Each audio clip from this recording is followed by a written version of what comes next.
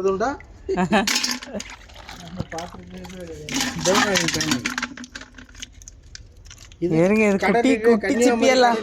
இது வந்து கன்னியாகுமரி கடலில் ஸ்பெஷலாக கிடைக்கக்கூடிய ஐட்டம் கடல் சிப்பின்னு சொல்லுவாங்க. இதில் வந்து மசில்ஸ் உள்ளே இருக்கும். இதை வந்து சாப்பிடலாம் நம்ம ஃப்ரை பண்ணி.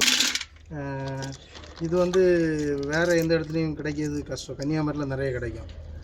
ஓகே, கன்னியாகுமரிக்கு வாங்க, சிப்பி சாப்பிட்டு போங்க. சிப்பி சாப்பிட்டுட்டு போங்க. சிப்பி பார்த்தீங்களா?